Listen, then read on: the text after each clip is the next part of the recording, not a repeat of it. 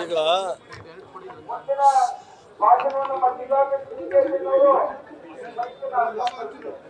ಇವತ್ತು ನಮ್ಮ ರಾಜ್ಯದಲ್ಲಿ ಕಾಂಗ್ರೆಸ್ ಸರ್ಕಾರ ಅಧಿಕಾರಕ್ಕೆ ಬಂದ ಮೇಲೆ ಭ್ರಷ್ಟಾಚಾರ ಎಲ್ಲ ಇಲಾಖೆಯವರಿಗೆ, ಆ ಇಲಾಖೆ ಈ ಇಲಾಖೆ ಅಂತಲ್ಲ, ಎಲ್ಲ ಇಲಾಖೆಯಲ್ಲಿ ಭ್ರಷ್ಟಾಚಾರ ವ್ಯಾಪಕವಾಗಿ. ಇವತ್ತು ಸಾಮಾನ್ಯ ಜನರು ಕಚೇರಿಗೆ ಹೋದರೆ ಇವತ್ತು ಯಾವುದೇ ದುಡ್ಡಿಲ್ಲದೆ ಕೆಲಸ ಆಗ್ತಾ ಇಲ್ಲ. ಸಣ್ಣ ಪುಟ್ಟ ಕೆಲಸ ಯಾವುದು ಆಗ್ತಾ ಇಲ್ಲ. ಒಂದು ಕಡೆ ಭ್ರಷ್ಟಾಚಾರ, ಇನ್ನೊಂದು ಕಡೆ ರೈತರು ಬೆಳೆದಂಥ ಬೆಳೆಗೂ ಬೆಲೆ ಸಿಗ್ತಾ ಇಲ್ಲ. ಮತ್ತು ಅದಲ್ಲದೆ ಇವತ್ತು ಕಳೆದ ಸತತವಾಗಿ ಒಂದು 15 ದಿವಸದಿಂದ ಮಳೆ ಆಗ್ತಾ ಇದೆ. 15 ದಿವಸದಿಂದ ಮಳೆ ಆಗ್ತಾ ಇದೆ. ಇವತ್ತು ಕೆಲವು ಕಡೆ ಮನೆ ಬಿದ್ದೋಗಿದೆ, ರೈತರು ಜಮೀನಿನಲ್ಲಿ ಬೆಳೆ ಹಾನಿಯಾಗಿದೆ. ಮತ್ತು ಮೆಕ್ಕೆಜೋಳ, ಹಿಂದೆ ನಮ್ಮ ಜಿಲ್ಲೆಯಲ್ಲಿ ಆಲೂಗೆಡ್ಡೆ ಪ್ರಮುಖ ಬೆಳೆ ಇತ್ತು. ಸುಮಾರು 1.5 ಲಕ್ಷ ಹೆಕ್ಟೇರ್ ಪ್ರದೇಶದಲ್ಲಿ ಆಲೂಗೆಡ್ಡೆ ಬೆಳೀತಾ ಇತ್ತು. ಇವತ್ತು 8,000ಕ್ಕೆ ಬಂದೈತಿ. ಮೆಕ್ಕೆಜೋಳ 2,500 ಹೆಕ್ಟೇರ್ ಪ್ರದೇಶ 2.5 ಲಕ್ಷ ಜೋಳ ಬೆಳೀತಾ ಇತ್ತು. ಇವತ್ತು ಎಂಟೇರು ಜೋಳ ಕಾಯಿಲೆ ಬಂದು ಪೂರ್ತಿ ಸರ್ವನಾಶ ಆಗಿದೆ. ಜೋಳಕ್ಕೂ ಇಲ್ಲ, ಯಾವುದೇ ರೈತರು ಬೆಳೆದಂಥ ಬೆಳೆಗೂ ಇಲ್ಲ. ಇವತ್ತು ಒಂದು ಕಡೆ ಮಳೆ ಹಾನಿಯಿಂದ, ಒಂದು ಕಡೆಯಿಂದ ಇವತ್ತು ರೈತರಿಗೆ ಸರಿಯಾದ ರೀತಿ ಇದನ್ನು ಬಿತ್ತನೆ ಬೀಜ ಕೊಡದಲ್ಲೇ ಇವತ್ತು ಲಕ್ಷಾಂತರ ಅಲ್ಲ ಕೋಟಿಗಟ್ಟಲೆ ಇವತ್ತು ಈ ಜಿಲ್ಲೆ ಒಳಗೆ ಬೆಳೆ ನಾಶ ಆಗಿದೆ. ರೈತರು ಇವತ್ತು ಕಣ್ಣೀರಲ್ಲಿ ಕೈ ತೊಳೆಯುವಂತ ಇದೆ.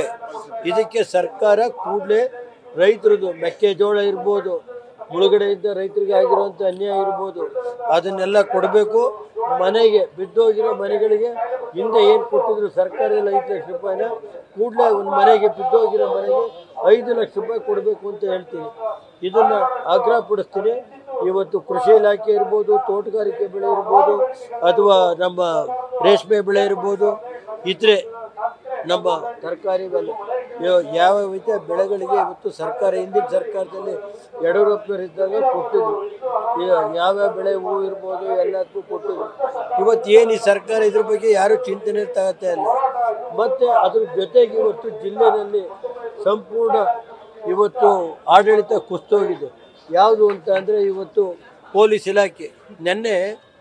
ಮೊನ್ನೆ ದಿವಸ ಅಲ್ಲಿ ಹೊಳೆನರಸೀಪುರದಲ್ಲಿ ಆಡಗ್ಲಲ್ಲಿ ಒಬ್ಬ ಮಿಲಿಟ್ರಿ ಎಕ್ಸ್ ಸರ್ವಿಸ್ ಮ್ಯಾನು ಹೊಡೆದು ಮತ್ತವತ್ತು ರಾತ್ರಿ ಅವ್ರ ಮನೆ ನುಗ್ಗಿ, ಲಿಂಗಾಯತ ಸಮಾಜದ ಇವರು ಊನಹಳ್ಳಿ ಅಂತ ಗ್ರಾಮ, ಎಕ್ಸ್ ಸರ್ವಿಸ್ ಮ್ಯಾನ್ ಅವ್ರ ಮನೆ ಹೆಂಗಸಿದ್ದಾಗ ನುಗ್ಗಿ ಹೊಡೆಯಕ್ಕೆ ಹೋಗ್ತಾರೆ ಅಂದರೆ ಅರ್ಥ ಏನ್ರಿ ಇದು? ಪೊಲೀಸಲ್ಲಿ ಕಂಪ್ಲೇಂಟ್ ಕೊಟ್ಟರೆ ತಗೊಳ್ಳಲ್ಲ. ಆಮೇಲೆ ಅದೇ ರೀತಿ ಹೊಳೆನರಸೀಪುರ ಟೌನ್ನಲ್ಲಿ ದಂಧೆ ನಡೀತಾ ಇದೆ. ಇವತ್ತು ಜಿಲ್ಲೆ ಒಳಗೆ ಮಾಫಿಯಾ, ಒಂದು ಕಡೆ ಯಾರ್ಯಾರು ಎಲ್ಲೆಲ್ಲಿ ಸರ್ಕಾರಿ ಜಾಗ ಐತೆ ಅವೆಲ್ಲ ಯಾವುದು ಉಳಿತಾ ಇಲ್ಲ. ಒಂದು ಕಡೆ ಲ್ಯಾಂಡ್ ಮಾಫಿಯಾ, ಒಂದು ಕಡೆ ಜೂಜ್ಕೋರರು, ಒಂದು ಕಡೆ ಯಾರು ರೈತರುಗಳು ಬದುಕಕ್ಕಾಗಿಲ್ಲ. ಇವತ್ತೇನೈತೆ ಅಂದರೆ ಎಕ್ಸೈಜು ಇದು ಎಲ್ಲ ಒಂದು ಎಲ್ಲ ಇಲ್ಲ ಇದು ಅಂತ ತಿಳ್ಕೊಬೇಡಿ. ಏನಾಯ್ತು, ಎಲ್ಲಿ ಬೇಕಾದ್ರೂ ಯಾವ ಬ್ರ್ಯಾಂಡಿ ಬೇಕಾದ್ರೂ ಸಿಗ್ತದೆ, ಆ ಪರಿಸ್ಥಿತಿ ಬಂದೋಯ್ತು. ಕಾಫಿಗಿಂತ ಬ್ರ್ಯಾಂಡಿ ಇವತ್ತು ಮಾರಾಟ ಜಾಸ್ತಿ ಆಗೋಯ್ತು. ಸರ್ಕಾರಕ್ಕೆ ರೆವಿನ್ಯೂಗೋಸ್ಕರ ಯಾವ ಮಾಲ್ ಕೊಡ್ತಾರೋ ಏನು ಕೊಡ್ತಾರೋ ಗೊತ್ತಿಲ್ಲ ಸರ್. ಮತ್ತು ಇವತ್ತು ಜೂಜಾಟ ಐತಲ್ಲ ಸರ್, ಅದೆಂಥವು ನಮ್ಗೆ ಹೇಳಕ್ಕೆ ಬರಲ್ಲ. ಅದೆಲ್ಲ ಇಸ್ಪೀಟು ಜೂಜು ಹೊಳೆನರಸೀಪುರದಲ್ಲಿ ನಿಂತುವೆ ಯಾರು ಹೇಳೋಕ್ಕೆ ಕೇಳೋರಿಲ್ಲ. ಎಸ್ ಪಿಗೆ ಏನು ಹೇಳಿದ್ರು ಪ್ರಯೋಜನ ಇಲ್ಲ. ನಾವು ಮುಂದಿನ ವಾರ ಇದೇ ರೀತಿ ನಡೆದ್ರೆ ಎಸ್ ಪಿ ಹತ್ರ ಇವತ್ತು DCSP ಗಮನಕ್ಕೆ ತರ್ತೀನಿ. ಇದೇ ರೀತಿ ನಡೆದ್ರೆ ಜಿಲ್ಲಾ ಪೊಲೀಸ್ ಆಡಳಿತದ ಬಗ್ಗೆ ಒಂದಿನ ಸಂಪೂರ್ಣವಾಗಿ ಪ್ರತಿಭಟನೆ ಮಾಡಬೇಕಾಗುತ್ತೆ. ಮತ್ತು ಕೂಡಲೇ ಯಾರು ಅವತ್ತು ವೀರಶೈವ ಸಮಾಜದ ಒಬ್ಬ ಮಿಲಿಟ್ರಿ ಎಕ್ಸ್ ಸರ್ವಿಸ್ ಮ್ಯಾನು ಏನ್ರಿ ಬೆಂಡಿಂಗ್ ಸಿದ್ದಾಗ ಹೋಗಿ ಆ ವಿಡಿಯೋ ನೋಡ್ಬೇಕು. ನೀವು ಆ ವಿಡಿಯೋ ನೋಡಿದರೆ ಹೆಂಗಿದೆ ಅನ್ನೋದು ವಿಡಿಯೋ ಕಳಿಸ್ತೀನಿ, ನೋಡ್ಬೇಕು ವಿಡಿಯೋನ. ಹೋಗಿ ನುಗ್ಗಿ ಹೊಡೆಯೋಕ್ಕೆ ಹೋಗೋದು ಅಂದ್ರೆ ಅರ್ಥ ಏನ್ರಿ? ಅವನೊಬ್ಬ ಹೊಳೆನರಸೀಪುರದಲ್ಲಿ ಏನೋ ಇದೈತೆ, ಹೋಗುವ ಗಾಡಿ ಇದೈತೆ. ಅದು ಆ ವಿಷಯ ನನಗೆ ನಿನ್ನೆ ಬಂದು ನನಗೆ ವಿಷಯ ತಿಳಿದಿದ್ದು ಗೊತ್ತಾಯ್ತು ಸರ್. ಅದನ್ನು ಪೊಲೀಸ್ ಇಲಾಖೆ ಯಾವ ಕಂಪ್ಲೇಂಟ್ ಕೊಟ್ಟರು ತಾಳಕ್ಕೆ ಬರಲ್ಲ ಒಂದು ಕಡೆ. ಆಮೇಲೆ ಏನಾದ್ರು ಹೆಚ್ಚಿಗೆ ಏನಾದ್ರು ಇದು ಮಾಡೋಕ್ಕೆ ಹೋದರೆ ರೌಡಿ ಲಿಸ್ಟ್ಗೆ ಹಾಕ್ತೀವಿ ಅಂತಾರೆ.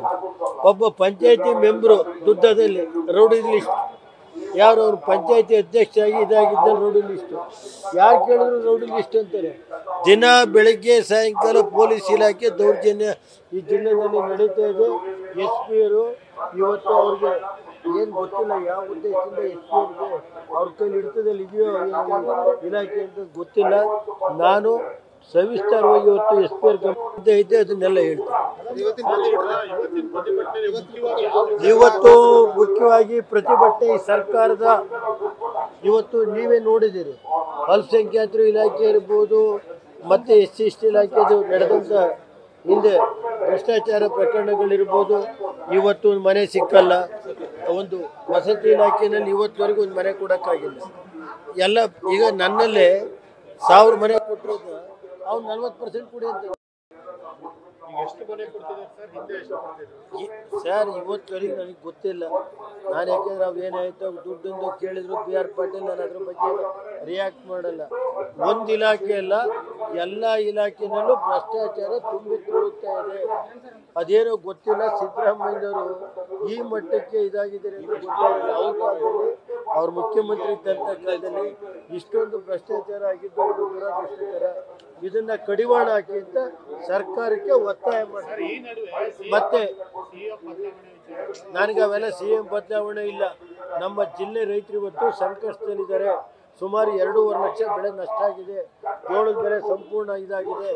ಆಲೂಗೆಡ್ಡೆ ಇವತ್ತು ಸುಮಾರು 1.5 ಲಕ್ಷ ಹೆಕ್ಟೇರ್ನಲ್ಲಿ ಆಲೂಗೆಡ್ಡೆ ಬೆಳೀತಾ ಇರೋದು 8,000ಕ್ಕೆ ಬಂದಿದ್ದೇವೆ. ಒಂದು ಕಡೆ ತೋಟಗಾರಿಕೆ ಬೆಳೆ ನಷ್ಟ, ಒಂದು ಕಡೆ ಇದು ಕೃಷಿ ಇಲಾಖೆ, ಎಲ್ಲ ರೈತರು ಇವತ್ತು ಕಂಗಾಲಾಗಿದ್ದಾರೆ. ಏನು ಹೇಳ್ತಾರೆ ಅಂದರೆ, ಒಂದು ಸಾರಿ ಇದಾದರೆ 10 ವರ್ಷ ಬೆಳೆನೇ ಮಾಡೋಕ್ಕಾಗಲ್ಲ. ಅದನ್ನು ಒಂದು ಪ್ಯಾಕೇಜೇ ಕೊಡಬೇಕು ಜೋಳಕ್ಕೆ. ರೈತರು ಏನು ಜೋಳದ ಬೆಳೆ ಇವತ್ತು ನಷ್ಟ ಆಗಿದೆ, ಸುಮಾರು 2.5 ಲಕ್ಷ ಬೆಳೆ, ಅದಕ್ಕೆ ಒಂದು ಪ್ಯಾಕೇಜ್ ಕೊಡಬೇಕು ಅಂತ ಈಗಾಗಲೇ ಹಲವಾರು ಸಾರಿ ಹೇಳಿದ್ದೀನಿ. ಇವತ್ತು ಒತ್ತಾಯ ಮಾಡ್ತೀನಿ. ಮತ್ತು ನಮ್ಮ ಏನು ಆರ್ಟಿಕಲ್ಚರ್ ಕ್ರಾಪ್ ಎಲ್ಲ ನಷ್ಟ ಆಗೋಯ್ತು ಮಳೆ ಜಾಸ್ತಿ ಆಗಿ. ಅದರಿಂದ ಇದಾಗಬೇಕು. ಎಲ್ಲಿ ಮಳೆ ನುಗ್ಗಿ ಮನೆಗಳ ಹಾನಿಯಾಗಿದೆ, ಕನಿಷ್ಠ 5 ಲಕ್ಷ ರೂಪಾಯಿನ ಮಳೆ ಬಿದ್ದೋಗಿರೋ ಮನೆಗಳಿಗೆ ಕೊಡಬೇಕು ಅಂತ ಒತ್ತಾಯ ಮಾಡ್ತೀನಿ. ಅದನ್ನೇ ಇವತ್ತು ಪ್ರತಿಭಟನೆ ಮಾಡಿ ಸರ್ಕಾರಕ್ಕೆ ನಾವು ಒತ್ತಾಯ ಮಾಡ್ತೀವಿ. ಒಂದು ಕಡೆ ಭ್ರಷ್ಟಾಚಾರ, ಇನ್ನೊಂದು ಕಡೆ ನ್ಯೂಸ್ ಫಸ್ಟ್ ನಿರ್ಭೀತಿಯಿಂದ ನಿಮ್ಮ ಪರವಾಗಿ.